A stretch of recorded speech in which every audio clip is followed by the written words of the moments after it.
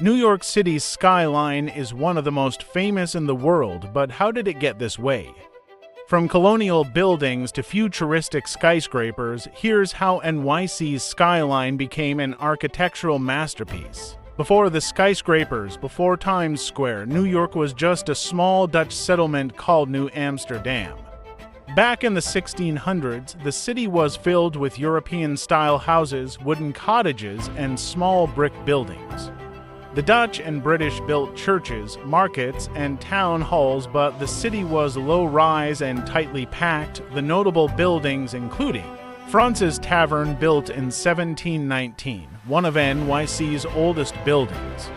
St. Paul's Chapel survived the Great Fire of 1776.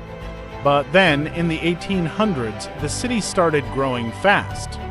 With more immigrants arriving, there was no space left, so the only way to build was up. The 19th century was a game changer. With steel frame construction and elevators, architects could finally build taller.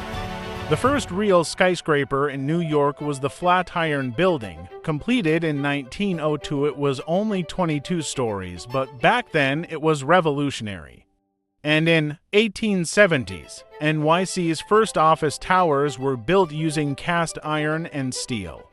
In 1885, skyscraper technology took off with Chicago leading the way, but NYC quickly followed. In 1902, the Flatiron Building shocked everyone with its triangular shape.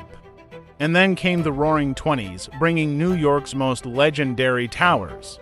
The 1920s and 30s were the golden age of skyscrapers. This was when NYC got its most iconic Art Deco buildings, like the Chrysler Building and the Empire State Building. Famous skyscrapers were the Chrysler Building 1930, the tallest building in the world for a short time with its shiny metal spire, and the Empire State Building 1931, built in just 410 days, held the world's tallest record for 40 years. These towers weren't just about height, they were symbols of power, wealth, and ambition. After World War II, New York became the world's financial hub, and the city kept growing. The key developments in this period including the 1950s and 60s, the first glass and steel towers were built. In 1973, the Twin Towers of the World Trade Center were completed, becoming the tallest buildings in the world. In 2001, 9/11s changed the skyline forever. In 2013-present, new skyscrapers like One World Trade Center and Hudson Yards reshaped the city.